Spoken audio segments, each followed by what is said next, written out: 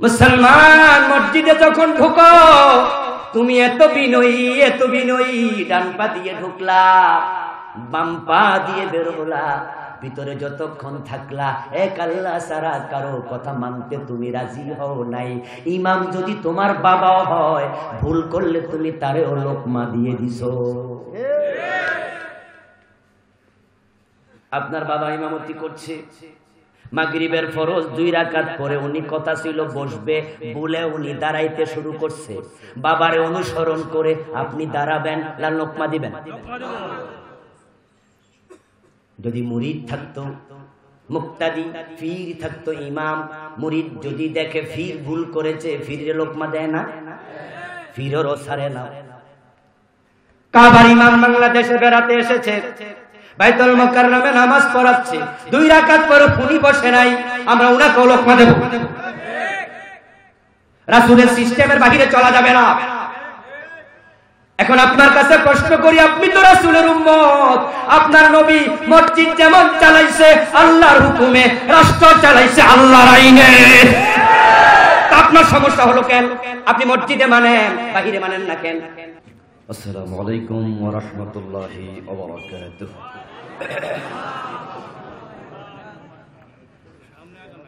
আলহামদুলিল্লাহ আলহামদুলিল্লাহি নাহমাদুহু ওয়া নাস্তাঈনুহু ওয়া নাস্তাগফিরুহু ওয়া নাউযু বিল্লাহি মিন শুরুরি আনফুসিনা ومن سيئات أعمالنا من يهد الله فلا مضل له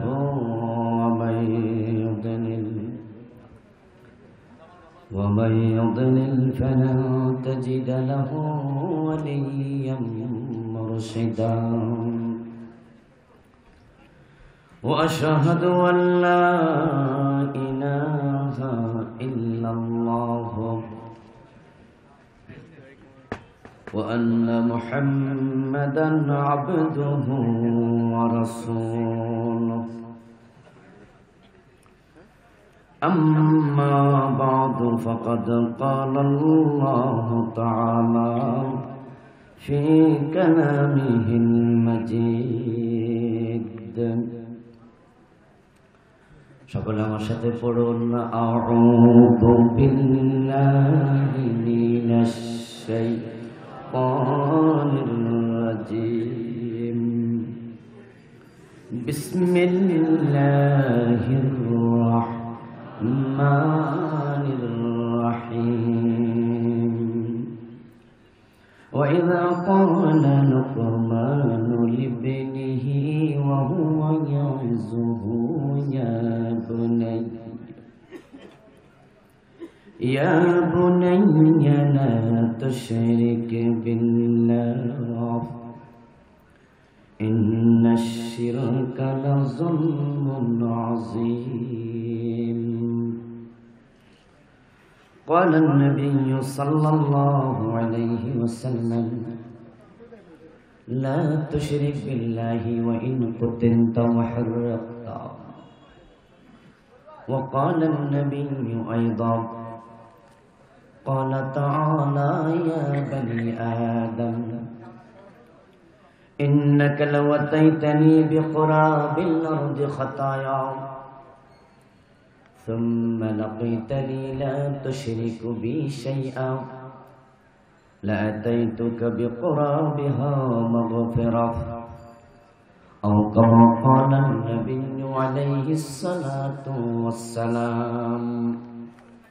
সকলে মেহেরবানি করে দুরূদ ইব্রাহিম পড়ুন। আল্লাহুম্মা সাল্লি আলা মুহাম্মাদিন ওয়া আলা আলি মুহাম্মাদ কামা সাল্লাইতা আলা ইব্রাহিম ওয়া আলা আলি ইব্রাহিম ইন্নাকা হামিদুম মাজিদ. اللهم بارك على محمد وعلى آل محمد كما باركت على إبراهيم وعلى آل إبراهيم إنك حميد مجيد. اللهم صل وسلم وبارك عليه জয়দেবপুর বাজার ক্ষুদ্র ব্যবসায়ী বহুমুখী সমবায় সমিতি লিমিটেডের উদ্যোগে আয়োজিত আজকের চতুর্থ বার্ষিক ওয়াজ ও দোয়ার মাহফিলের মুআজ্জাজ মুকাররম সম্মানীয় সভাপতি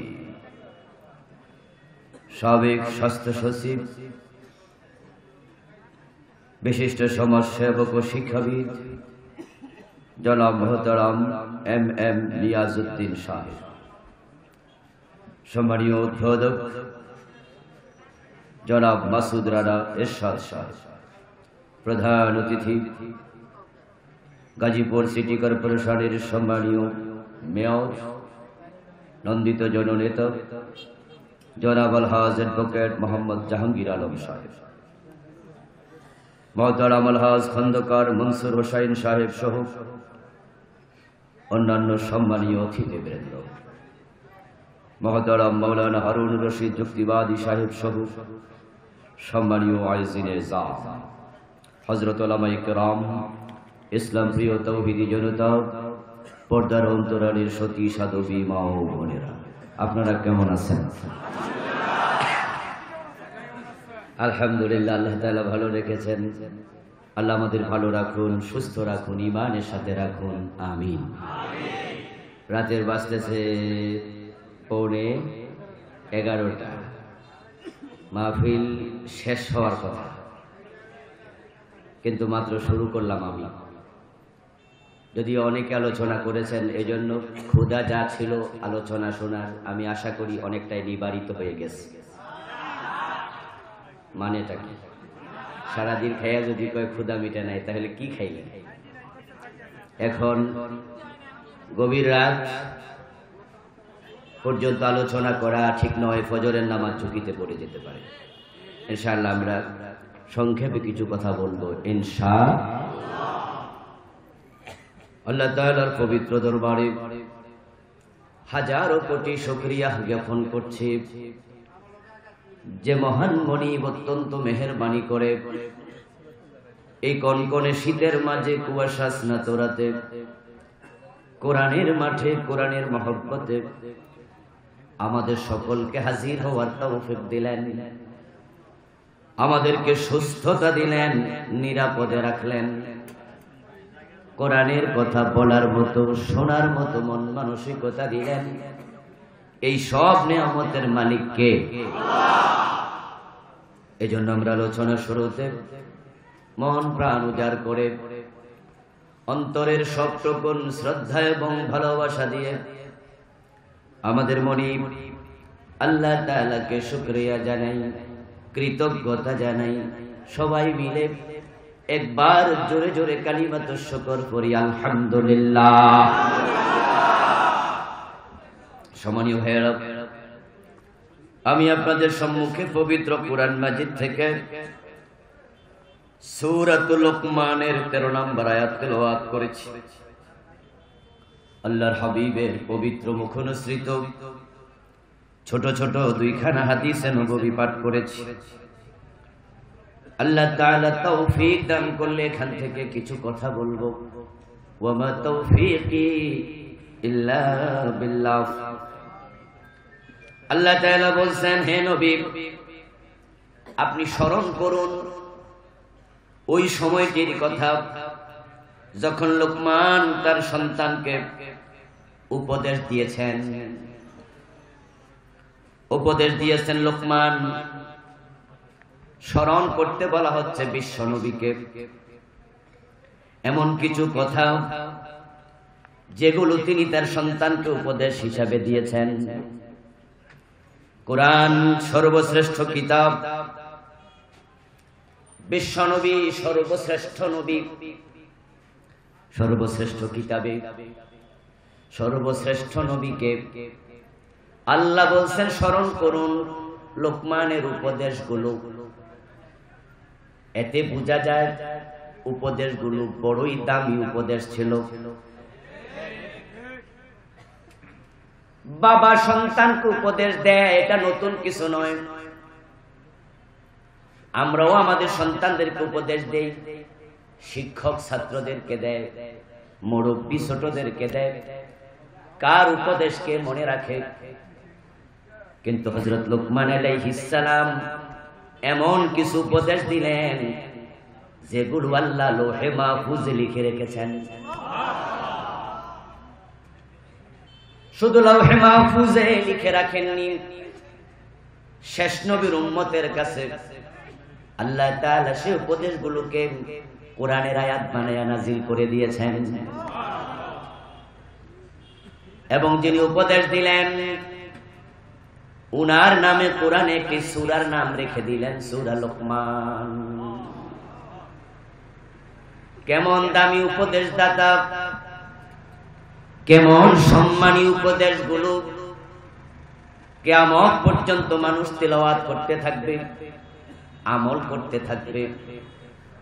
উপদেশদাতাও এমন সম্মানী হয়ে গেলেন, তার নাম কোরআন মাজিদের সূরা হিসাবে, আয়াত হিসাবে নাজিল হওয়ার কারণে শুধু তার নামটা উচ্চারণ করলেই আমলনামায় 50টি নেকি লিখে দেয়া হয়।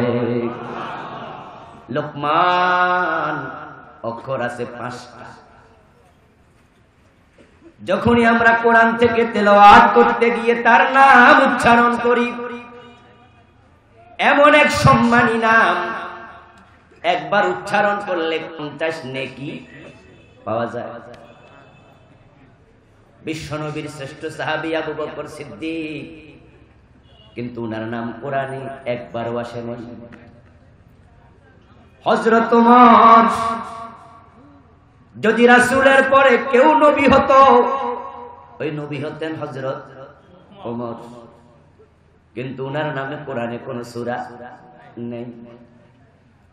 উনারা সম্মানী, কোনো সন্দেহ নেই, কিন্তু লুকমানের নামে আল্লাহ সূরা নাজিল করে বুঝালেন উনার সম্মান কোন পর্যায়ে। ওই মহাপণ্ডিত লুকমান তামাম পৃথিবীর মানুষের কাছে বড়ই স্মরণীয়, বড়ই বড়নীয়। উনার নাম শোনার সাথে সাথে অন্তরের মাঝে একটা শ্রদ্ধা জেগে ওঠে। পৃথিবীতে একজন মানুষ পাওয়া যাবে না মুসলমানের মাঝে যে লুকমান হাকিমের নাম শুনে নাই। কিন্তু রাসূলের 10 জন বড় বড় সাহাবী দুনিয়ায় থাকতে জান্নাতের সুসংবাদ পেয়েছেন, যাদেরকে আশারা মুবাশশারা বলা হয়। তাদের 10 জনের সবার নাম আমরা অনেকেই, হযরত তালহা, জুবাইর, সাদ বিন আবি ওয়াক্কাস, সাঈদ বিন যায়েদ, আবু উবাইদা ইবনুল জাররাহ, আব্দুর রহমান ইবনে আউফ। আমি শেষ 6 জনের নাম বললাম কারণ প্রথম 4 জন আবু বকর, ওমর, ওসমান, আলী, এগুলো সবাই। কিন্তু 10 জনের শেষ 6 জনের অনেকের নাম আপনারা অনেকেই শুনেনও নাই, কিন্তু লুকমানের নাম শুনে নাই এখানে এমন একজনও নেই। এমন একটি নাম বিশ্বব্যাপী, যে নামের পরিচিতি, কোরআনের নাম, এত সম্মান কেন? অথচ ব্যক্তিগত জীবন দেখুন, হযরত লুকমান ছিলেন বনি ইসরাইলের যুগের লোক। হযরত দাউদ আলাইহিস সালামের সময় উনার জন্ম। ছিলেন একজন গোলাম, উনার বাবাও ছিলেন দাস,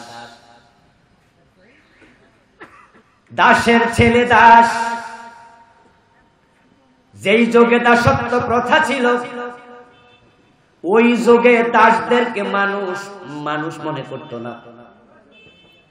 স্বাভাবিকত সমাজে মানুষ হয় 3 category. 1 number elite person, 2 number middle person, 3 number low class. যারা এমপি, মন্ত্রী, ভিআইপি, সিআইপি, উনারা হলেন সমাজের 1 নাম্বার মানুষ, এলিট পারসন। এরপর আমরা যেখানে আসি বসে, অধিকাংশ আমরা হচ্ছি মধ্যবিত্ত, মিডল ক্লাস। আর যারা নুন আনতে পান্তা পুরায়, থাকার জন্য ঘর নাই, খাওয়ার জন্য খাবার নাই, পরিধান করার জন্য কাপড় নাই, ওদেরকে আমরা মনে করি তারা সমাজের নিম্ন বৃত্ত। এই তিনটা হলো ক্লাস। আমার বন্ধু হযরত লোকমান এই তিন শ্রেণীর অন্তর্ভুক্ত নন। উনি ছিলেন দাস শ্রেণী, যাদেরকে মানুষ মানুষ মনে করত না। কঠোর খাটুনি খাটাতো, সারাদিন কাজ করায়া সন্ধ্যাবেলায় বাজারে নিয়ে বিক্রি করে দিত। উনার বাপও ছিলেন দাস, গায়ের চামড়া ছিল নিকশ কালো, কাফরি গোলাম। আকৃতিতে ছিলেন বড়ই বেটে।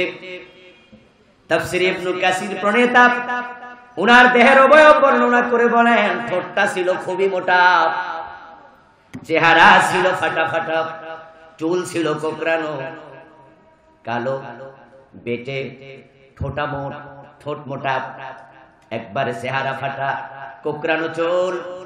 আবার দাস, জীবনের প্রথম দিকে ছাগল চড়াতেন, পরবর্তীতে কার্পেন্টার, কাঠমিস্ত্রিগিরি করতেন।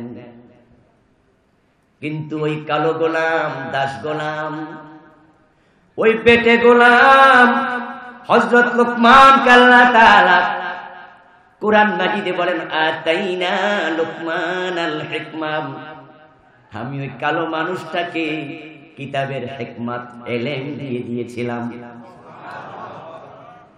ওই ইলমের বদৌলতে, হিকমতের বদৌলতে হযরত লোকমান আলাইহিস সালাম দাউদ আলাইহিস সালামের যুগে বনি ইসরাইলের বিচারপতি হয়ে গেছেন।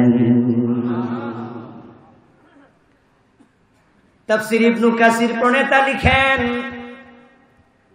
হযরত লোকমান আলাইহিস সালাম তার যুগে যে মজলিসে বসে আলোচনা করতেন, দার্স দিতেন, তৎকালীন যুগের বড় বড় পণ্ডিত লোকেরা তার মজলিসে ছাত্র হয়ে বসে আলোচনা শুনত। হিকমা বড় দামি জিনিস, কিতাবের ইলম বড় দামি জিনিস। এর সাথে যে লাগে, আল্লাহ কোরআনে বলেন, ইয়ারফাইল্লাহুল্লাযীনা আমানু ওয়াল্লাযীনা উতুল ইলমা দারাজাত। এর সাথে যে লাগবে আল্লাহ নিজে তার দাম বাড়ায়া দেয়। ওয়াতাইনা লুকমানাল হিকমা, আমি লোকমানকে পাণ্ডিত্য দিয়েছি, কিতাবের ইলম দিয়েছি। তাই তাম পৃথিবীর মানুষ লোকমানকে শ্রদ্ধার সাথে স্মরণ করছে। আমার বন্ধু ইমাম আবু হানিফা রাহমাতুল্লাহি আলাইহির নাম জানে না, এখানে একজনও নেই। আমি আপনাদের প্রশ্ন করতে চাই, ইমাম আবু হানিফার যুগে কি বড় বড় ধনী মানুষ ছিল না?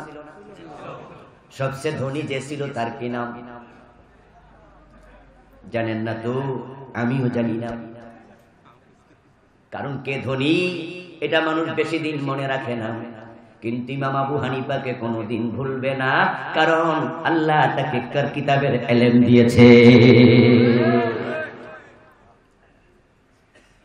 ওই ইলমের বদৌলতে ইমাম আবু হানিফা এমন এক নাম হয়ে গেছে, এমন কোন দিন নাই হাজার হাজার বার ইমাম আবু হানিফার নাম উচ্চারিত হয় না। ইমাম বুখারীর যুগে কি ধনী মানুষ ছিল না? সবচেয়ে ধনী তার নাম কি? মানুষ স্মরণ রাখিনি, প্রয়োজনও নাই। যেমন বাংলাদেশে বর্তমানে কত ধনী মানুষ আছে, সবচেয়ে ধনী কে নাম বলেন? আপনারাও জানেন না, আমিও জানি না, কারণ কোন সিরিয়াল মিরিয়াল নাই। এক সময় নাকি কন্ট্রাক্টর জহিরুল ইসলামের নাম সিরিয়াল 1 নাম্বার ছিল, কিন্তু ওনার পর থেকে আর সিরিয়াল নির্ধারণ হয় নাই। ধনী অনেকেই আছে, সবচেয়ে ধনীকে আমরা জানি না।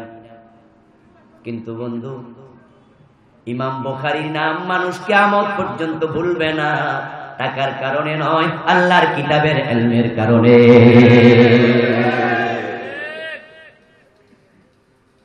ইমাম বুখারী রাহমাতুল্লাহি আলাইহির নাম যখন মানুষ মনে করে, শুধু নামটাই নেয় না, সাথে সাথে রহমতুল্লাহ আলাইহি বলে দোয়াও।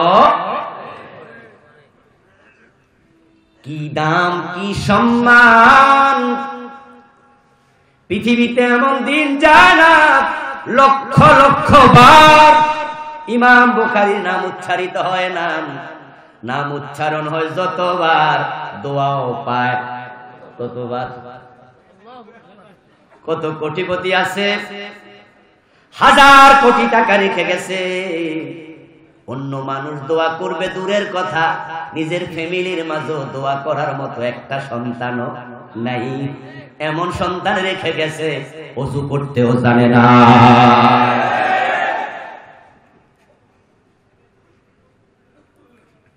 শত শত কোটি টাকার মালিক এমন সন্তান রেখে গেছে, বাবার মৃত্যুর পর খবর পাইয়া ছুটে আসে জানাজার নামাজ পড়বে, কিন্তু টুপিটাও নাই, অন্য থেকে হাওলাত নেয়া লাগে। বাবার জন্য যে কেমনে দোয়া করা লাগে, ওই জানাজার নামাজের তৃতীয় তাকবীর দিয়ে দোয়া আছে, আল্লাহুম্মা গফিরলি হাইয়িনা ওয়া মাইয়িতিনা ওয়া শাহিদিনা, একটা বড় দোয়া আছে না নাই? কিন্তু ইমাম সাহেব রে জানাজার নামাজে এসে বলে, হুজুর জানাজার নিয়তটা কইয়া দেন। ইমাম সাহেব বলে, চার তাকবীরের সাথে ফরজে কিফায়া জানাজার নামাজ এই ইমামের পিছনে আদায় করছি, আল্লাহু আকবার। হইছেনি? কই জি হুজুর বুঝছি। নামাজ শুরু, আল্লাহু আকবার বলার পরে দোয়া আছে না নাই? তো যেই মাত্র নিয়ত শিখছে, দোয়া শিখবো কবে?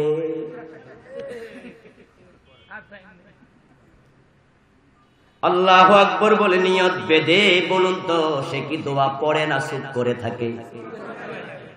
ওর কোটিপতি বাবা এমন সন্তান রেখে গেলা, জানাজার নামাজের লাশ সামনে দোয়াটাও শিখে নাই, আর কবরে দিয়া কোনদিন তোমার স্মরণ করবে না। আর কোরআনের ইলমওয়ালা সন্তান বানাও, কিতাবের সাথে নিজে লেগে যাও। যে ব্যক্তি হিকমতওয়ালা হবে, কিতাবের ইলমওয়ালা হবে, তার সম্মান বাড়ায়া দেন কে? ওই কিতাব শিখার জন্য যখন ঘর থেকে বের হয় রিকশাওয়ালার ছেলে, পায়ের স্যান্ডেলের ফিতাটাও ছেঁড়া, একবারে নিচের অংশ ঘুমায়, লাপালাপি দপাদপি করে বাচ্চারা, দাঁড়ায়া দাঁড়ায়া প্রস্রাব করে দেয় খাটের কোনায়। কাজের মেয়ে থামাতে গেলে মা ধমক দেয়, থামাইস না, প্রস্রাব করুক, মুছে ফেল। কিন্তু মাত্র এই যে রেয়ালটা আমার হাতে, এটার দাম 100-150 টাকা। ওই 100 টাকার রেয়াল কোরআনের গায়ে লেগে গেছে, এমন দাম বেড়ে গেছে। যদি মায়ের পা লাগে ভুলে, বাচ্চার পা লাগে, মা বাচ্চা সবাই মিলে চুমু খেতে শুরু করে, বুকের মাঝে জড়ায়া ধরে। খায়রুকুম মান তাআল্লামাল কুরআনা ওয়া আল্লামা। বিশ্বনবী বলেন, দামি হতে চাও কোরআনের কাছে যাও। যে কোরআন শিখে অন্যকে শেখায়, সে তোমাদের মাঝে সবচেয়ে দামি মানুষ হয়ে যায়। ওয়ালাকাদ আতাইনা লুকমানাল হিকমা। ওই লুকমান আল্লাহর কিতাবের ইলমের কারণে দামি হয়েছে। উনার কথাগুলো এত দামি, এত দামি। আজকে উনার কথাগুলো উনার কথা নয়। আল কুরআনু কালামুল্লাহি গায়রু মাখলুক। কোরআন এখন কার কথা? জোরে বলেন, কোরআন কার বাণী? লোকমানের কথাগুলো এখন স্বয়ং আল্লাহর কথা। আমাদের দেশের কোন এমপি যদি কোনো বক্তৃতায় এমন কিছু কথা বলে, ঠিক পরের দিন সংসদ অধিবেশনে আমাদের প্রধানমন্ত্রী তার কথাগুলো কোট করে। যা আমাদের গাজীপুরের এমপি সাহেব, শ্রীপুরের অমুক জায়গার এমপি সাহেব গতকালকে একটা মিটিং এ এই কথাগুলো বলেছে। প্রধানমন্ত্রী সংসদ ভবনে যদি এমপির কথাগুলো উদ্ধৃতি দেয়, ওই এমপি যখন শুনবে বুকটা এত বড় হইয়া যাবে যে প্রধানমন্ত্রী আমার কথার উদ্ধৃতি দেয়। হযরত লোকমানের কথার উদ্ধৃতি দিয়েছে সকল রাজার রাজা, ঠিক কি না? মহান আল্লাহ কোরআনে বলেন, ও নবী স্মরণ করুন ওই সময়ের কথা যখন লোকমান তার ছেলেকে উপদেশ দিচ্ছিল। হযরত লোকমান আলাইহিস সালাম ওনার ছেলেকে উপদেশ দিয়েছিলেন। ওই উপদেশগুলো তিনি শুরু করলেন ইয়া বুনাইয়া শব্দ বলে। ইয়া বুনাইয়া লা তুশরিক বিল্লাহ। বুনাইয়া শব্দের অর্থ হলো প্রিয় ছেলে। আমরা বলি ও কলিজার টুকরা ছেলে কাছে আয়। ছেলেকে আরবিতে বলে ইবনুন, ইবনি। আমার ছেলে মানে ইবনি। হযরত লোকমান আলাইহিস সালাম ইবনি বলেন নাই, তিনি বলছেন ইয়া বুনাইয়া, ও আমার প্রিয় ছেলে। এই শব্দ দিয়ে বোঝা যায় সিনিয়ররা যখন জুনিয়র উপদেশ দেবে ধমক দিয়ে নয়, থ্রেট করে নয়, উপদেশ দেয়া লাগবে ভালোবাসা মিশিয়ে। ভালোবাসার সাথে যেই কথা মানুষ বলে, ভালোবাসা ছাড়া যেই উপদেশ মানুষ দেয়, ধমকায়া দিলে উপদেশ কান পর্যন্ত পৌঁছে, আর আদর করে মাথায় হাত দিয়ে দিলে উপদেশ কলিজা পর্যন্ত পৌঁছে যায়। এই জন্য আপনি রাগী শিক্ষক ভাববেন না রাগের কারণে ছাত্ররা আপনার কথা ভালোভাবে গ্রহণ করছে। আপনি রাগী অফিসার ভাববেন না আপনার রাগের কারণে কলিগরা সোজা হয়ে চলছে। বরং আমি আপনাদের বলবো, আমরা আমাদের জীবনের যে যেখানে থাকি, আমি হব আমার দেশের সবচেয়ে উত্তম ব্যবহারকারী, যার ব্যবহার যত ভালো মানুষের সাথে তার সম্পর্ক তত ভালো। কিন্তু আজকে পরিতাপ, আমরা ভালোবাসা শিখি না, আমরা শিখছি ঘৃণা, আমরা শিখছি ক্রোধ, আমরা শিখছি হিংসা। তাই দেখা যায় আমরা অন্যের ভুল সংশোধন করার সময় ভালোবাসা দিয়ে করি না, আমরা জিহ্বাটাকে কুড়াল বানায়া ব্যবহার করছি।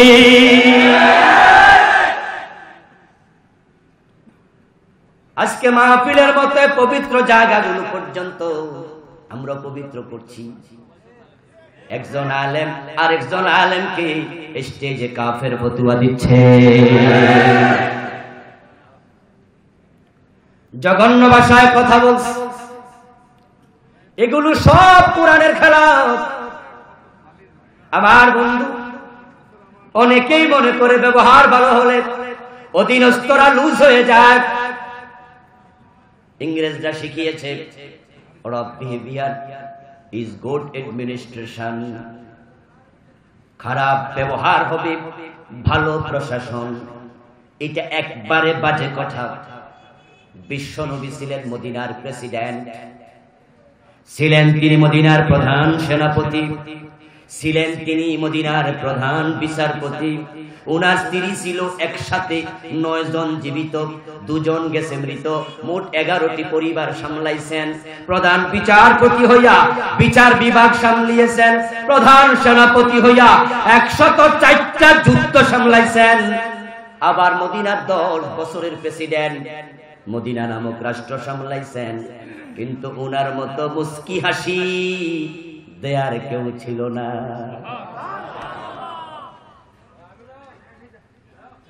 রাসূলুল্লাহ সাল্লাল্লাহু আলাইহি সাল্লামের খাদেম হযরত আনাস বলেন, মা রাআইতু আহাদান আকসারা তাবাসসুমা মিন রাসূলিল্লাহি সাল্লাল্লাহু আলাইহি ওয়াসাল্লাম। আমি বিশ্বনবীর চেয়ে অধিক মুস্কি হাসি দিতে কোনো মানুষকে দেখি নেই। এজন্য আমি সংক্ষেপে বললাম, যখন আমরা উপদেশ দেব আমাদের অধীনস্থকে, আমাদের উপদেশটা যেন ভালোবাসা মিশ্রিত হয়, এটা বেশি কার্যকরী। হযরত লোকমান আলাইহিস সালাম উপদেশ দিলেন 14টার মতো। তার মাঝে সিরিয়ালে 1 নাম্বার যেটা, সেটাই হবে আজকে আমার আলোচ্য বিষয়। এক রাতে তো এতগুলো বলা যাবে না। আর আমরা স্বাভাবিকত বুঝি ক্লাসের রোল নাম্বার 1 সে অন্যদের তুলনায় মেধাবী। যেই কোনো বিষয়ে সিরিয়ালে যে তার গুরুত্ব থাকে বেশি, পজিটিভ হোক আর নেগেটিভ। তাই থানায় যদি হত্যা মামলার আসামি 10 জন থাকে, পুলিশ কয় নাম্বার আসামির 1 নম্বরে খোঁজে? সবার আগে কারে খোঁজে? হে নাটের গুরু। আমরা যখন বন্ধু মাহফিলে এসে পোস্টার করি, আমরা সবার আগে সভাপতির নামটা বলি। এর কারণ সিরিয়ালে উনার নামটা। লোকমান আলাইহিস সালাম 14টি উপদেশ দিলেন। 1 নাম্বার, ইয়া বুনাইয়া লা তুশরিক বিল্লাহ। ও প্রিয় ছেলে, দেখো জীবনের কখনো কোনো জায়গায়, কখনো জীবনের কোনো ফাঁকে শয়তানের প্ররোচনায়, নফসের ধোঁকায়, পারিপার্শ্বিকতার প্রভাবে একটা অপরাধ করো না। সে অপরাধ হলো আল্লাহর সাথে কাউকে শরীক বানায়ো না। একটা গুনাহ কখনো করবে না, কোনদিন না, সেটার নাম হলো শিরক। কেন? ব্যাখ্যা করছেন তিনি, ইন্না শিরকা লাযুলমুন আযীম। মানুষ যত গুনাহ করে, সব গুনার মাঝে সবচেয়ে জঘন্য গুনার নাম হলো শিরক। এই দুনিয়ার মানুষগুলো এমন কিছু গুনাহ করে, যে গুনাহ আপনি শুনলে করা দূরের কথা, আপনি হার্ট অ্যাটাক করে ফেলতে পারেন, আটকে উঠবেন। বলে কি, হাউ ক্যান ইট পসিবল? করলো কেমনে? কদিন আগে পত্রিকায় দেখলাম, ভারতের এক রাজ্যে মা মরা 3টা মেয়েকে বাবা নিজে দর্শন করেছে। 3টা মেয়ে থানায় গিয়া বাবার বিরুদ্ধে অভিযোগ দিল। পুলিশ ওই বাবাকে অ্যারেস্ট করলো। তারপরে নিউজ আকারে আসছে, আমরা করলাম বাবা নিজের মেয়ে 3টার ইজ্জতে হাত দিয়েছে। অবাক লাগে, কিভাবে সম্ভব? মাঝে মাঝে পত্রিকায় দেখি 2 বছরের মেয়ে, 3 বছরের মেয়ে ধর্ষিতা হয়। আমাদের দেশও আছে না নাই? লজ্জায় চোখ নিচে নেমে যায় যখন টেলিভিশনের স্ক্রিনে ব্রেকিং নিউজ আকারে এই খবরগুলো হয়, অথবা খবরের পাঠক খবর পড়ে।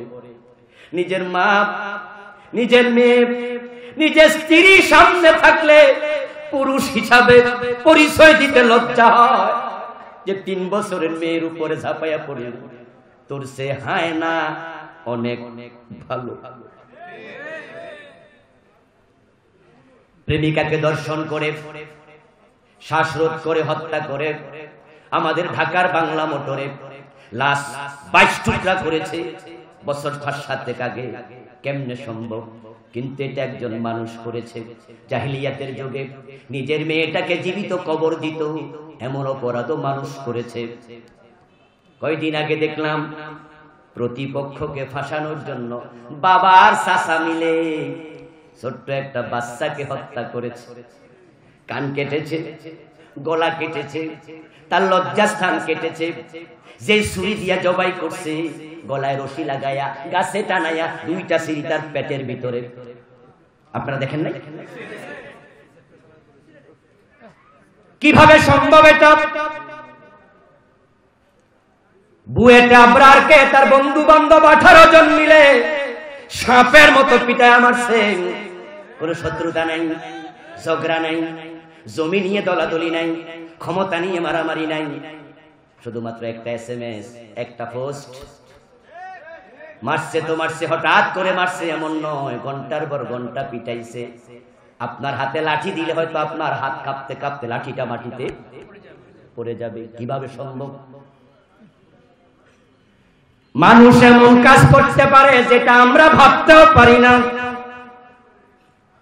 শুধুমাত্র কিছু টাকার জন্য হাতের মাঝে পাসপোর্ট সাইজের একটা ছবি ধরাইয়া দিয়া 1 লাখ নগদ দিলাম, গুলি করে মারো, বাকি 5 লাখ দিন। টাকার জন্য মানুষ মারে, এমন সিরিয়াল কিলার বাংলাদেশে আছে না নাই? যারে মারলো তার সাথে কোনো ঝগড়াও নেই। আচ্ছা বন্ধু, আমার পাশের সিটে বসে আছে গাড়িতে, এই ভাইটাকে চিনিও না জানিও না, হঠাৎ করে যদি আমার কেউ একটা থাপ্পড় দেন, আমি পারবো? যে কোন কারণে দেব? নিজে খেপতেও তো একটু সময় লাগে, ঠিক না ভাই? ঠিক। আরে রাগ উঠতেও তো সময় লাগে, কারণ তারণ। এই যে আপনারা পাশে বসে আছেন একজন আর একজনের, যদি আপনাকে আমি বলি পাশের জনকে থাপ্পড় দেন, আপনি অবাক হবেন, হুজুর এটা কি কয়, কেন দেব? আপনাকে আমি 1 লাখ টাকা দিল, অনেকে আছে 10 লাখ দিল, থাপ্পড় দিতে পারবে না, বলবে যে কেন, কিভাবে সম্ভব? আর কিলাররা শুধু থাপ্পড় নয়, ডাইরেক্ট গুলি করে দেয়। টাকার জন্য কত কিছু চলছে, মানুষ কত নিচে নামে কল্পনা করতে পারবেন না। এখন এবার বলছি মূল কথা, যত অপরাধ মানুষ করে, সাদা কাগজ নিয়ে আপনি যদি সিরিয়াল করতে থাকেন, মানুষের অপরাধের 1 নাম্বার তালিকায় যেটা, সেটার নাম হলো শিরক। এতক্ষণ যেগুলো বলেছি, এখানে সিরিয়াল কিলার একজনও আশা করি নাই। নিজের মেয়েকে জীবিত দাপন করেছে, এখানে একজনও নাই। দর্শন করে বান্ধবীকে হত্যা করে লাশ টুকরো করেছে, একজনও নাই।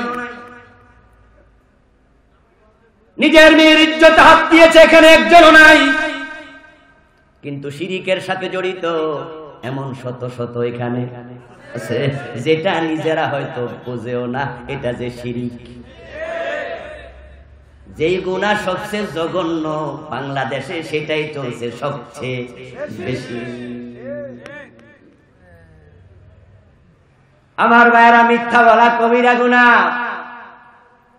কিন্তু যে সবচেয়ে বেশি মৃত্যু, যদি আপনি বলেন এই মিছা কথা কইছো, হেউ কবু মিছা কইছি, কইছে কেডা? মৃত্যু কো স্বীকার করবে না, হে যে মৃত্যু, ঠিক কিনা? যে বেটা দুধে পানি মিশায়, আবার কেউ কেউ আছে আরো হারামি, পানিতে দুধ মিশায়। কথা বোঝেননি? দুধ যদি হয় 2 কেজি, পানি দেয় 1/2 কেজি, তাহলে হয়েছে দুধে পানি মিশাইছে। আর দুধ 1 কেজি, পানি 1.5 কেজি, তাইলে কি মিশাইছে? পানিতে দুধ দিছে। কত বড় হারামি! ওরে যদি আপনি বলেন তোমার দুধে পানি, স্বীকার করবে? কবিরা গুনাহ সে জানে, কিন্তু স্বীকার করবে না। গাজীপুরে মদ পান করে, ফেন্সিডিল খায়, এমন লোক কি নাই? কিন্তু চৌরাস্তা মোড়ে দাঁড়ায় দাঁড়ায় দিনে দুপুরে খাইছে, এমন দেখছেন নাকি কোনোদিন? গোপনে খায়। জেনার মতো অপকর্ম করে জেনাকারী গাজীপুরে আছে না নাই? 2-4 জন নিশ্চয়, কিন্তু রাস্তায় করে, লুকাইয়া করে।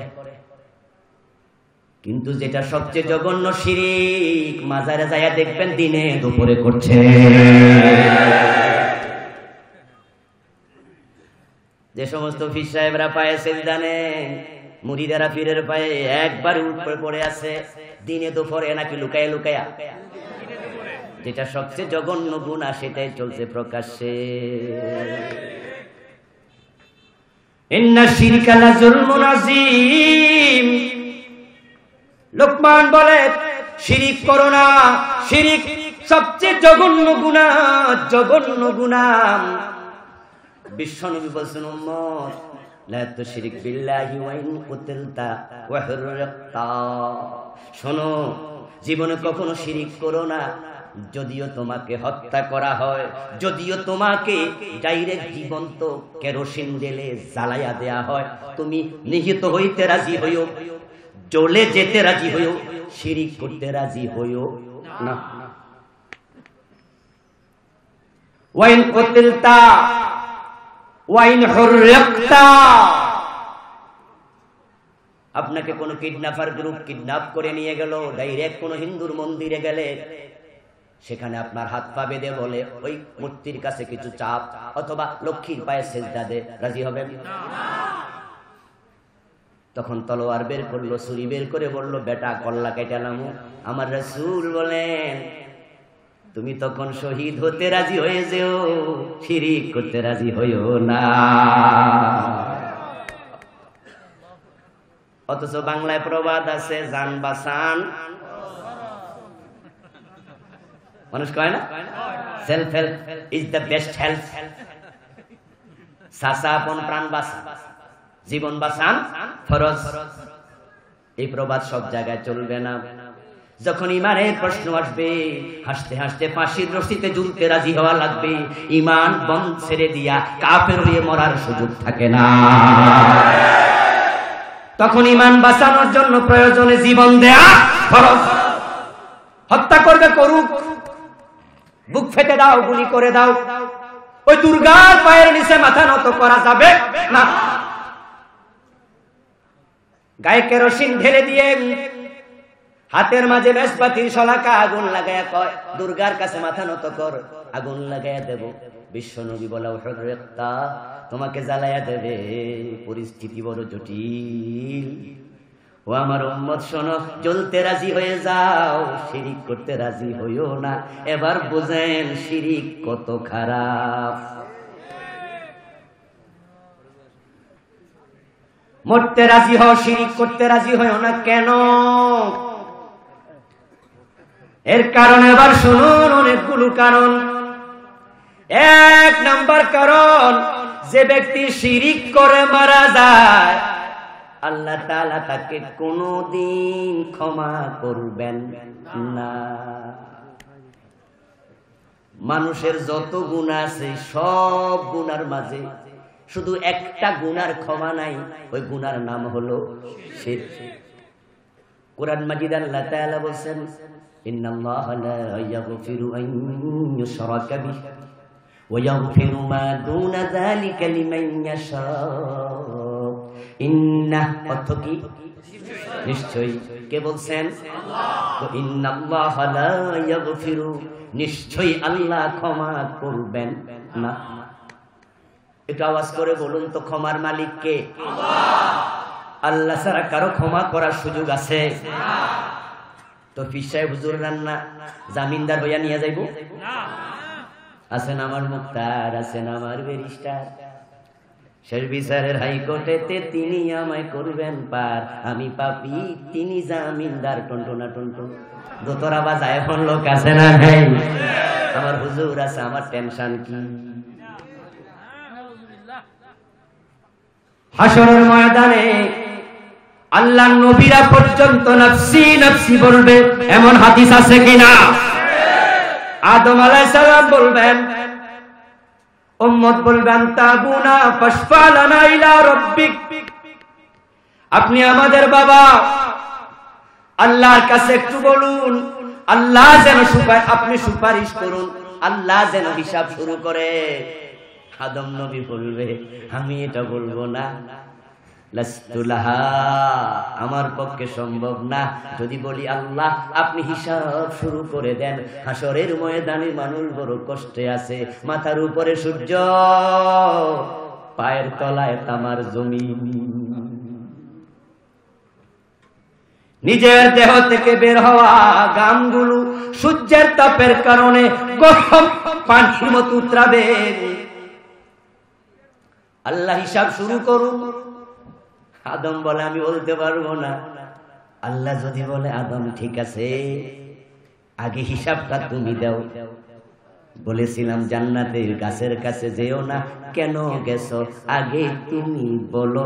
আদম নবী কয়, আমার উপায় নাই, ইয়া নফসি ইয়া নফসি, আমি পারতাম না, তোমরা সরে যাও, ইব্রাহিমের কাছে যাও। ইন্নাল্লাহা লা ইয়াগফিরু আন ইউশরাকা বিহি। বাংলা প্রবাদ আছে, শাসন করা তারি সাজে, সোহাগ করে যে। আয়াতের শুরুতে আল্লাহ চরম শাসনের ভঙ্গিতে বললেন, নিশ্চয়ই শিরিক করলে তার ক্ষমা নাই। আয়াতের শেষে ভালোবাসা, সোহাগ, আদর যা আছে সব দরজা, সব জানালা খুলে দিয়ে বলেন, ওয়াগফিরু মা দুনা যালিকা লিমান ইয়াশা। শিরিক যদি না করো, যতই গুনাহ থাকুক, আমি আল্লাহ চাইলে সব মাফ করে দেব। কিন্তু শিরিক করো না, শিরিক করলে আমি ক্ষমা করব না। 100 জন হত্যা করে জান্নাত পেয়েছে, এমন হাদিস আছে না নাই? সহিহ বুখারীর riwayat। 99 জন হত্যা করে মনে চৈতন্য উঠেছে, এভাবে জীবন চলে না। একজন আলেমের বাড়ি গিয়ে বলে, আমি তাওবা করতে এসেছি, আমাকে তাওবা করান। হুজুর কয়, কি অপরাধ করছো? 99 জন খুন করছি, আমি আর খুন করব না। হুজুর গেছে চোটে, আউট, গেট আউট। বেটা মানুষ মাইরা আবার কিসের তাওবা? বেহেশত কি মাগ না পাওয়া যায়? Get out. মুরিদ গেছে খেপা। ওই লোক কয়, দুজকে যদি যাওয়াই লাগে তাহলে তোমারে লইয়া যাবো, সেঞ্চুরি ফুরাইয়া যাবো। পকেট থেকে ছুরি বের করে হুজুরের পেটে দিছে সাপ্লাই করে। কয়জন হলো? ফতোয়া দিতে সাবধান। আপনাদের কাছে জানতে চাই, খুনির তাওবা করার সুযোগ আছে না নাই? মদ পানকারীর তাওবার সুযোগ আছে না নাই? দুনিয়াতে যারা শিরিক করছে তাদেরও মুসলমান হওয়ার সুযোগ আছে না নাই? শিরিক করলে ক্ষমা নাই মরার পরে, কিন্তু এর আগে তাওবার সুযোগ আছে। সাবধান ফতোয়া দিতে। এখন আমরা হুজুররা এমন ফতোয়া দেয়া শুরু করছি, লক্ষণ ভালো না, লক্ষণ ভালো না। আলেম ওলামা, আজকের মাহফিলের মাধ্যমে ক্ষমা চাই, আপনাদের কাছে মাপ চাই, আপনাদেরকে অনুরোধ করি মাপ চাইয়া জিহ্বাটা সামলায়া কথা বলেন। এক আলেম আরেক আলেমের বিরুদ্ধে এমন ভাবে কথা বলছে, ফেসবুক ইউটিউব খোলা যায় না, লজ্জা মাথা নত হয়ে যায়।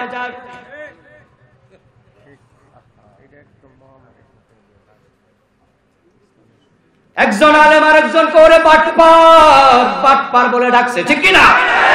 কুলাঙ্গার বলে গালি দেয়, কথায় কথায় কাফের। হারুন আলাইহিস সালাম আল্লাহ কে দাওয়াত নিয়ে যাও, ইযহাবা ইলা ফিরাউন ইন্নাহু তাগা আকুলা লাহু কাওলান লাইয়িনা। আল্লাহ বলে, ও মুসা, ও হারুন, ফিরাউনের কাছে দাওয়াত নিয়ে যাও, সে সীমা লঙ্ঘন করেছে, তবে যখন তার সাথে কথা বলবে বড় নম্র ভাষায় কথা বলবে।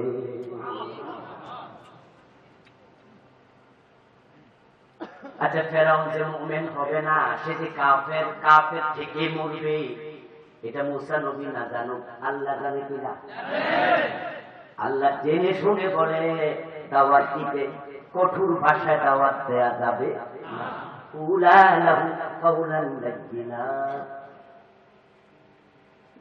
আপনি যার ভুল পেয়েছেন তাকে আপনি কেমনে বাটপার বলেন, সিটার বলেন, কেমনে কুলাঙ্গার বলেন, কাফের বলেন?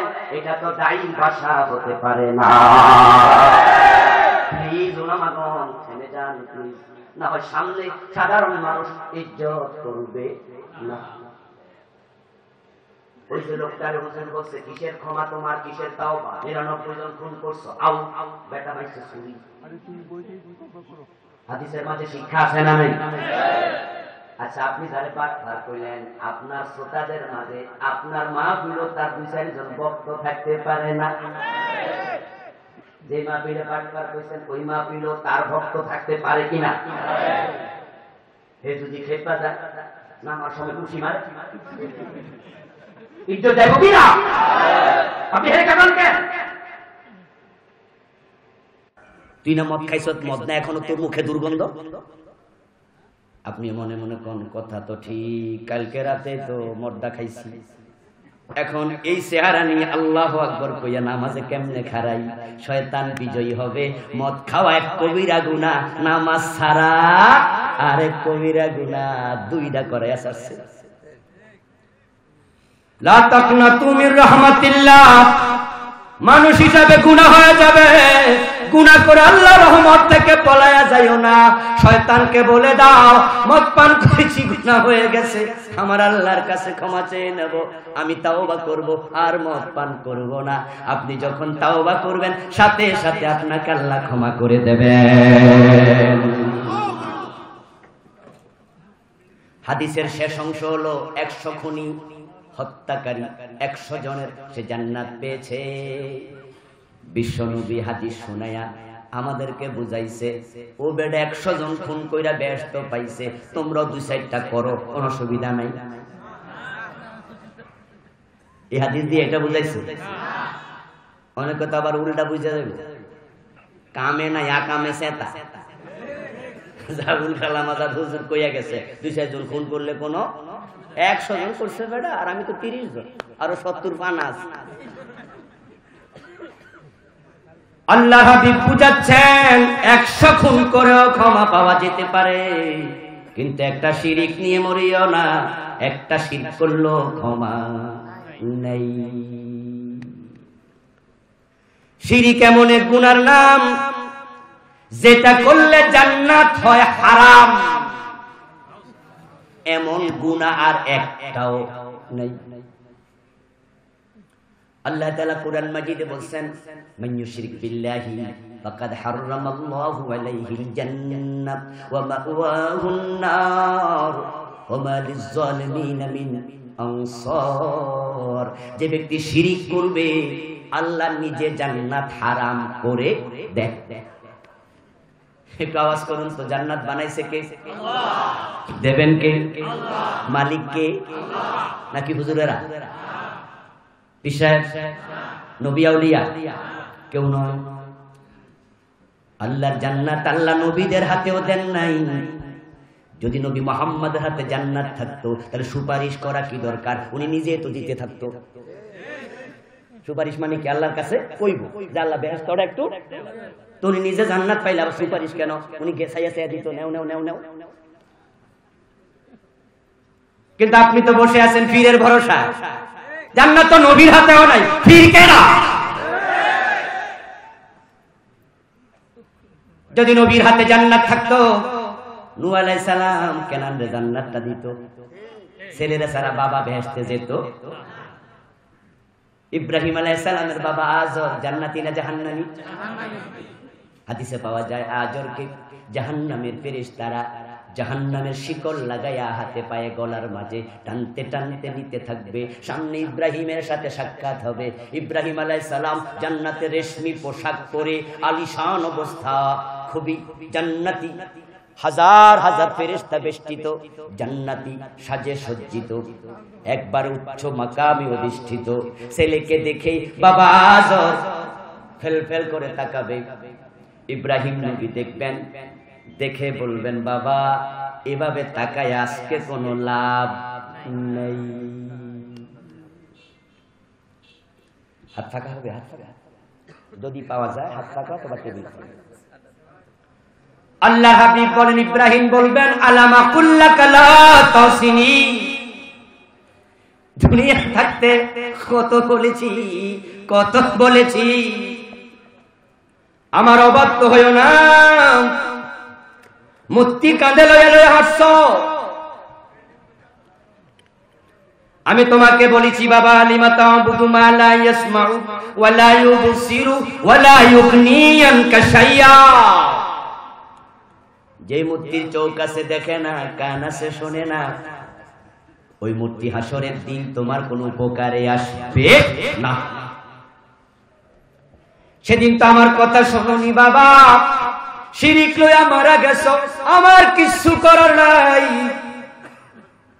আজর এই কথা শুনে কি বলবে শুনুন। আজর সাথে সাথে বলবে, আলিয়াউমা লা আসি, কথা দিলাম আজকে অবাধ্য হব না, যা বলো তাই শুনবো। বাবা যদি চোর হয়, ডাকাত হয়, সন্তানের বাবার প্রতি মায়া আছে না নাই? বাবা যদি চুরির মামলা জেল খাটে, মাসে মাসে সন্তান বাবারে দেখতে জেলখানায়ও যায়। আজরে কথা বলার সাথে সাথে ইব্রাহিম আলাইহিস সালামের কলিজার মাঝে ভালোবাসা তৈরি হবে। হায় রে আমার বাবা আজকে কত ছোট, কত বিনয়ী, আজকে বলে কিনা যা বলে তাই শুনবে। তিনি তখন সাথে সাথে আল্লাহর কাছে হাত তুলবেন, ইয়া রাব্বি ইন্নাকা কাদ ওয়া'আদতানি আল্লা তুখজিনি ইয়াওমা ইউবআসুন ফাআইয়ু খিজিন আখজা মিন আবি। আল্লাহ, তুমি দুনিয়া থাকতে আমাকে ওয়াদা করেছো হাসরের মাঠে আমাকে শরম দিবা না, কিন্তু আমার বাবার হাতে রশি, জাহান্নামের শিকল, পায়ে শিকল, গলায় শিকল, ফেরেশতা টানতেছে। ছেলে হিসাবে আমার কি শরম লাগে না? আমার শরম থেকে বাঁচাও, তুমি তো ওয়াদা লঙ্ঘন করো না। এমন ভাবে নোয়াখাইল্লা পেঁচ দিচ্ছে, ডাইরেক্ট কইতে পারতো না আল্লাহ ক্ষমা করে দাও? বুদ্ধির প্যাঁচ। বাপসা আমি আল্লাহর কাছে এমন দোয়া করবো, ক্ষমা চামু কেন? আল্লাহ নিজের ওয়াদা বাঁচানোর জন্য আল্লাহ ক্ষমা করবো। যদি বলি ক্ষমা করে দাও আর আল্লাহ বলে মুশরিকের ক্ষমা নাই, তাহলে তো আমি ধরা খাইয়া গেলাম। তাই বলতেছে, তুমি তো দুনিয়ায় থাকতে ওয়াদা করেছো আমারে শরম দিবা না, এখন তো ছেলে হিসাবে আমার শরম লাগতে। এর মানে তোমার ওয়াদা রক্ষা করতে চাইলে আমার বাবারে তো এমনি সারা লাগে, আমার কি করার আছে? বলার স্টাইল বড় সুন্দর। ইব্রাহিম আলাইহিস সালাম বুদ্ধি খাটাইছে, আল্লাহর বুদ্ধি আসছে কম না বেশি? কত বেশি? মাঝে মাঝে আমরা যখন মা বাবার সাথে বুদ্ধি খাটাই, মা বাবা মুস্কি আসে দিয়া কয়, আমি তোর পেটে হইছি না তুই আর পেটে হইছ? বলেনি? বলেনি? কি রে, আমি তোর বাপ না তুই আর বাপ? বলে না? আল্লাহ তাআলা সব হাকিমের হাকিম। ইব্রাহিম আলাইহিস সালাম কি বলতেছেন আল্লাহ সব বুঝলেন। ইব্রাহিম মাথা নামাও, পায়ের তলে তাকায় দেখো একটু কি আছে। উনি উপরের থেকে নিচে মাথা নামাইয়া দেখবেন আজর নাই, হাতের মাঝে শিকল বাঁধা, পায়ের মাঝে শিকল বাঁধা, রক্তাক্ত একটা শূকর দাঁড়ায় আছে। একটা সেকেন্ডের ভিতরে আজরকে শূকরে পরিণত করবেন কে? এবার ফেরেশতাদেরকে বলবেন শূকরটাকে জাহান্নামে ফেলে দাও। ইব্রাহিম আলাইহিস সালামের সম্মুখে উনার বাবার শূকর বানায়া আল্লাহ জাহান্নামে ফেলে দিলেন। শূকর বানায়া সন্তান ইব্রাহিমকে লজ্জা থেকে বাঁচালেন, আজরকে জাহান্নাম থেকে বাঁচান নাই। তোমার বাবার হাতে পায়ে শিকল, তোমার লজ্জা লাগে। এখন তো তোমার বাবা নাই, নাই শূকর আছে, বাবা তো নাই, তো তোমার কিসের শরম? আল্লাহ বুদ্ধি কইরা আজরকে শূকর বানায়া ইব্রাহিমকে লজ্জা থেকে বাঁচালেন, কিন্তু আজরকে জাহান্নাম থেকে বাঁচান নাই। কারণ যে ব্যক্তি শিরিক নিয়ে মরে তার জন্য জান্নাত হারাম। মাদার তেরেসার নাম শুনছেন?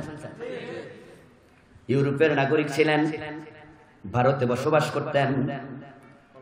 হাজার হাজার ইয়াতিমকে মা বাবা আত্মীয় স্বজনের সব ভালোবাসা একা দিছে। অরফেনেজ খুলেছেন, ওই ইয়াতিমখানাগুলো নিজে তত্ত্বাবধান করতেন। জীবনে বিয়েটা করেন নাই, কাজের স্বীকৃতি স্বরূপ নোবেল পুরস্কার পেয়েছেন। ওই নোবেল পুরস্কারের সবটা টাকা ইয়াতিমখানায় দিয়ে দিয়েছেন। হাদিসে আছে, যে ব্যক্তি ইয়াতিমের মাথায় হাত বুলায়, হাতের তল দিয়ে যতগুলো চুল যাবে, বিকুল্লি শাওরাতিন হাসানা, প্রতিটা চুলের বিনিময় অগণিত নেকি, অগণিত সওয়াব আল্লাহ আমলনামায় লিখতে থাকে। মাদার তেরেসা শুধু মাথায় হাত বুলায় নাই, তাদেরকে লালন পালন করছে।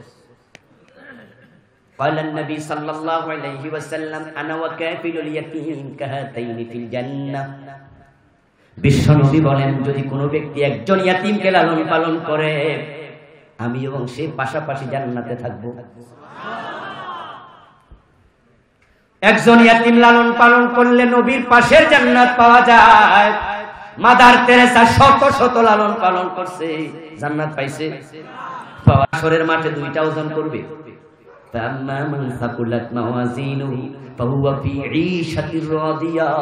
যখন নেকের পাল্লা ভারী হবে সবগুলা গুনাহ আল্লাহ গোপন করে জান্নাত দিয়ে দেবে।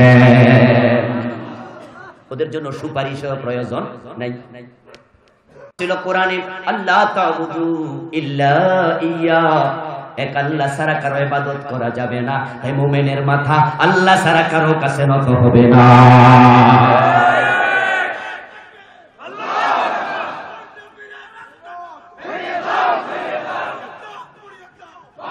আমার ভাইয়েরা, মুমিনের মাথা নত হবে কার কাছে? কবি নজরুল বলেছেন, দ্রিম দ্রিম বাজে গণধুন্দুবি দামামা, হাকিবীর শির দেগা নিহি দেগা আমামা। আমামা আরবিতে বলে ইমামা, ইমামা মানে হলো পাগড়ি। নজরুল বললেন, আমার মাথা নোয়াইয়া পাগড়ি মাটিতে ফেলতে পারবে না, প্রয়োজনে কল্লা যাবে, মাথা নোয়াবো না।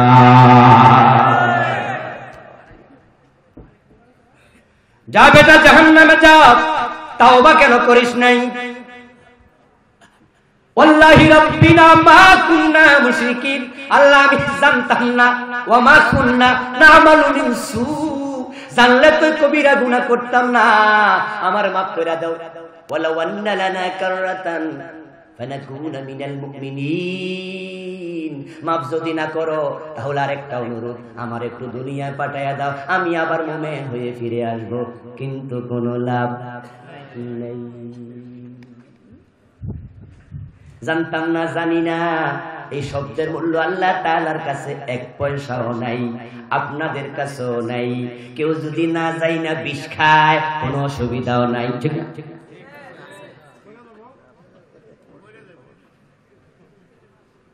ভাই ভাই মারামারি লাগছে, বাবার জমি লইয়া মারছে, মাথায় বাড়ি, ভাই গেছে মরে, পুলিশ নিচে ধরে, সাক্ষী মুখী জেরা হলো, প্রমাণ হলো সে খুনি। তখন হাকিম সাহেব ঘোষণা দেয়, আদালতে রায় পড়ে শোনাচ্ছে, বাংলাদেশের ফৌজদারি দণ্ডবিধির এত নম্বর ধারা, এত নম্বর অনুচ্ছেদের আলোকে তুমি ভাই খুন করছো, তোমাকে ফাঁসিতে ঝুলিয়ে হত্যার আদেশ দেয়া হলো। আসামি কাঠগড়া থেকে জোরে চিৎকার দিয়ে বলে, মানুষ মানলে কত নম্বর ধারা, কত নম্বর অনুচ্ছেদে ফাঁসি হয়? আমি মূর্খ মানুষ, আমি এগুলো জানি না। হাকিম বলবে, বাড়ি চলে যাও।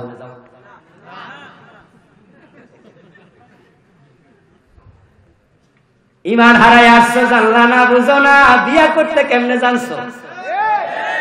বাচ্চা কাচ্চার বাবা হইতে জানছো, জমি জায়গা কিনতে জানছো, গাদা গাদা বই পড়ে ব্যারিস্টার হতে জেনেছো, হাজার ঔষধের নাম মুখস্থ করে একবার এসপিপিএস এফআরসিএস ডাক্তার হতে জেনেছো। আর কোন কাম করলে ইমানই থাকে না, আসলটাই জানো নাই, জানবা কেমনে? কোরআনটাই তো পড়ো নাই। শত শত ডাক্তার পাওয়া যায়, দেখে দেখে কোরআনটাও পড়তে জানে না। ইঞ্জিনিয়ার পাওয়া যায়, এমএ পাস পাওয়া যায়, দেখে দেখে আল্লাহর কোরআনটা পড়তে শিখে নাই। অর্থ জানা তো আরো দূরের কথা। সিরিয়ালে 2 নম্বরে দাঁড়ায় আছে ভদ্রলোক, আমলনামা দেখে খালি, হে মনে মনে কইব, আমি তো জীবন পীরের পায়ে সেজদা দেই নাই, আমারটা খালি কেরে। আল্লাহ বলবে, সামনে আয়, তুই পীরের পায়ে সেজদা দেস নাই, তবে মাজারে যাইয়া পোলা মাইয়া চাইতি।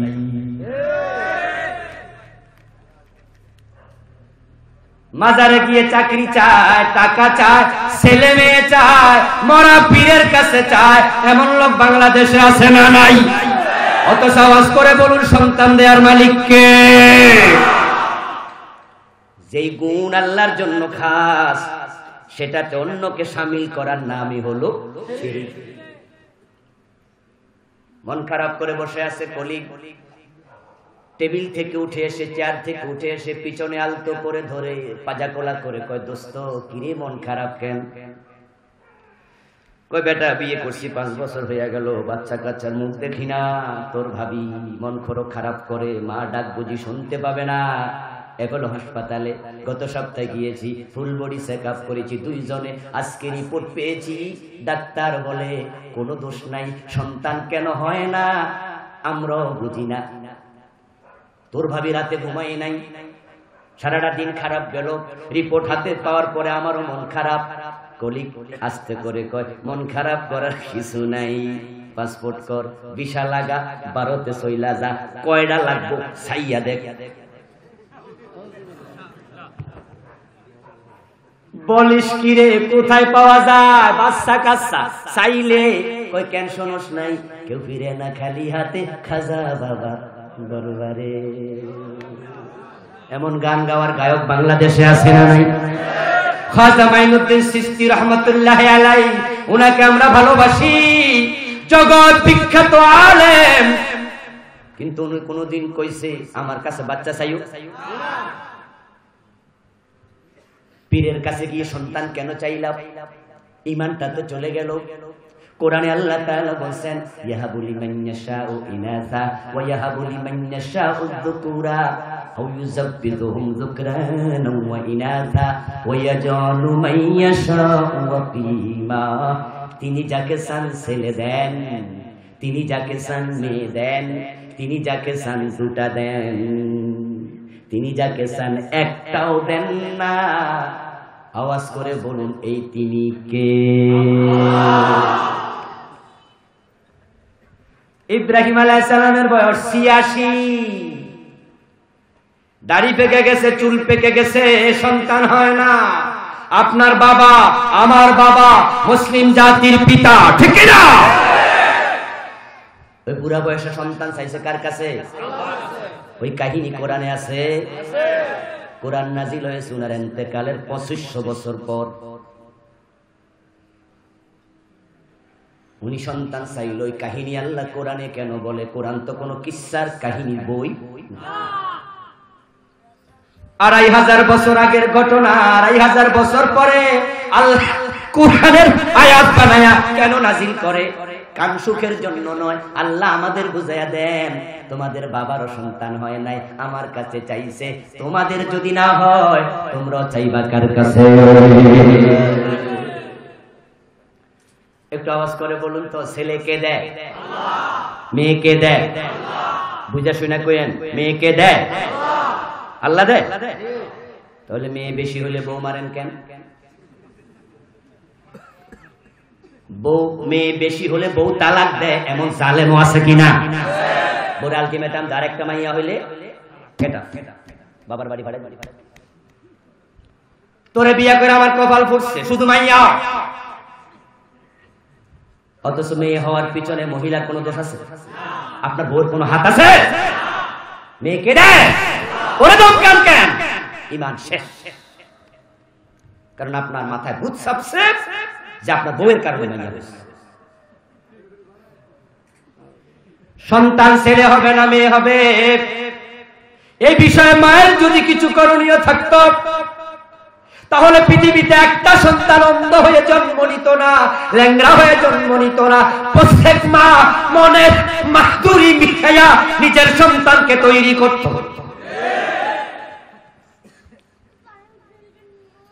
কেন চাইলা পীরের কাছে সন্তান? কেন চাইলা চাকরি? দেয়ার মালিককে। ঈমান হারা হয়ে গেছো, জাহান্নামে যাও। কেন তওবা করো নাই? আমার শ্রোতাদের মাঝে যারা এই অপরাধগুলোর সাথে লিপ্ত হয়ে গেছেন, এখনো তওবার সুযোগ আছে না নাই? এটা লইয়ে মরলে কিন্তু আর ক্ষমা। তওবার সুযোগ থাকবে ততক্ষণ, মৃত্যুর গড়গড়া শুরু হবে না যতক্ষণ। এখন মৃত্যু কখন আসে কেউ জানে না, হতে পারে আজকেই। তাই তওবাটা এখনই করতে হবে। এক সেকেন্ডের নেই ভরসা, মরণ ঘাড়ের পরে। বিপুল সম্পদ করছো জড়, বুক বিলাসের তরে। হঠাৎ এসে যাবে without any signal, without any notice. মৃত্যুর কোনো কারণ লাগে না। ঘুমিয়েছেন ভালো, সকাল বেলায় সবাই উঠবে, হয়তো আপনার ওঠার ক্ষমতা নেই। সিরিয়ালে ৩ নাম্বার খাড়ায় আছে আল্লাহর বান্দা। সে মনে মনে কয়, আগে 2টার বিচার তো দেখছি, আমারটা খালি। আমি তো পীরের কাছে মাথাও নত করিনি, ছেলে মেয়েও চাই নাই। পাশের বাড়ির দাদার ক্যান্সার হয়েছে ব্রেইনে, তাই মারা গেছে। আমার দাদার ক্যান্সার হয়েছে পায়ে, উনি মরার কোনো সম্ভাবনা নাই। পায়েরটা হইলে অসুবিধা নাই, ঠিক না? কথা কি? ক্যান্সার কি এক জায়গায় হয়? হোক যেখানে জটিলতা, সেখানে ক্যান্সারের কোনো অ্যান্সার। শিরিক এক জায়গায় হবে না, এক একজন এক এক জায়গায়। এবার পিছনে দাঁড়ায় আছে 3 নাম্বার ভদ্রলোক। এই জন্য এই কাজ যারা করেছেন তাওবা দরকার আছে না নাই? তাওবা করুন। ক্ষমতার উৎস জনগণ নয়, ক্ষমতা কে দেয়? আবার ভালো করে শুনেন, উনি ফেরাউনকেও ক্ষমতা দিছিল, নমরুদেরও দিছিল। তেমনি ক্ষমতা দেওয়ার পরে যখন ক্ষমতার অপব্যবহার শুরু হয়েছে, আল্লাহ পানিতে ডুবাইয়া দিছে, নমরুদের জুতার বাড়ি খাওয়াইয়া পৃথিবী থেকে আউট করে দিছে। ওই ফেরাউনের লাশটা এখনো মিশরে আছে না নাই? ইমান খালফাকা আয়া, ও ফেরাউন তোরে আমি গলতে দেব না, পচতে দেব না, পানিতে মিশতে দেব না, হাঙ্গরে খাবে না, 3 মাস খাবে না, তোরে আমি রেখে দিলাম। ভবিষ্যতে মানুষ তোরে দেখে যেন শিক্ষা নেয়, আমার ক্ষমতার অপব্যবহার করলে ওদেরকেও ডুবানোর ক্ষমতা আমি আল্লাহর আছে।